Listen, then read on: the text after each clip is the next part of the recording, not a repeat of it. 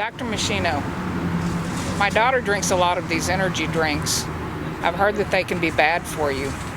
Is there anything that they can do besides drinking these energy drinks to increase their energy? You know, I'm personally concerned with the current popularity of energy drinks. There's been an alarming number of reports that have linked these drinks to sudden death in young people, including teenagers. And numerous other side effects associated with these drinks have been reported by the Food and Drug Administration and also government agencies in other countries. Now, my primary concern is that these drinks often combine high doses of caffeine with the herb guarana, which has lots of caffeine as well, and sometimes they also add ginseng. And together, these ingredients, although they increase alertness, they also increase heart rate, they can increase blood pressure, and that can lead to adverse heart effects or cardiac effects, with the potential for heart arrhythmia leading into a heart attack or cardiac arrest. So there have been some documented reports that link energy drinks with cardiac arrest, although the Food and Drug Administration is still assembling the pieces to get more conclusive evidence. Now, the drinks may also overstimulate the brain and the central nervous system. So there have been some reports of people using energy drinks and then having some fits of epilepsy or seizures, having some psychological side effects, even panic attacks, according to some data from the Food and Drug Administration. Now, the French National Agency for Food Security and a Health Canada report in 2003 have also documented other cases of deaths in teenagers and other serious side effects that appear to be linked to the use of energy drinks. Now, some of these drinks also contain the herb ginkgo biloba, which is another concern on my end. And that's because although ginkgo biloba increases blood flow to the brain, so you have better alertness possibly, this herb also contains some anticoagulants, which can increase the risk of internal bleeding. There have been some reports of people taking ginkgo biloba as a supplement and having internal bleeding into the brain. So the indiscriminate use of ginkgo biloba has always concerned me. Now, young people also do something else that's, a little troublesome from my end.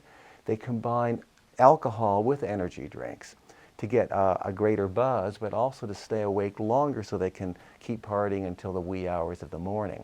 And that poses a potentially lethal combination to some degree. Now, I don't mean to sound like an alarmist or a dinosaur from an ancient generation, but I really don't think that the popular and common use of energy drinks that we're seeing today is really such a good idea. Now, if you're taking the drinks to stay awake because you want to study for an exam or increase your performance in something, then there's nothing wrong with 2 or 3 cups of coffee through the night as you pull an all-nighter. But if it's improved memory that a person wants, there are some other supplements that can make a big difference without posing a threat. So for instance, taking a high-potency multiple vitamin that's enriched with antioxidants and a B50 complex, the brain uses these nutrients to make many of the chemicals that you need for a higher cognition and alertness and memory retention. You can even take a supplement that raises the brain's level of the memory chemical, which is acetylcholine. So a combination of CDP-choline with phosphatidylserine with bacopa and huperzine A, this combination has been shown to increase the brain levels of acetylcholine, which is the memory chemical in the brain. And the brain also needs certain omega-3 fats or essential fats. So taking a supplement gives you 800 to 1200 milligrams a day of omega-3 fats from fish because the brain relies on it for optimal function and memory consolidation. Also a very good daily strategy.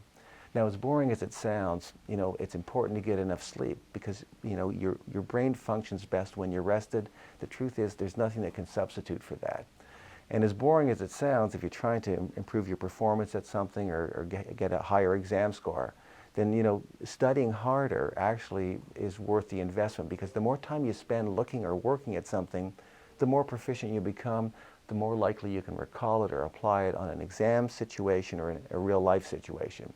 As for energy drinks, I'm sure we'll see more government scrutiny and possibly new regulations surrounding energy drinks if adverse health events associated with their use continues to accumulate.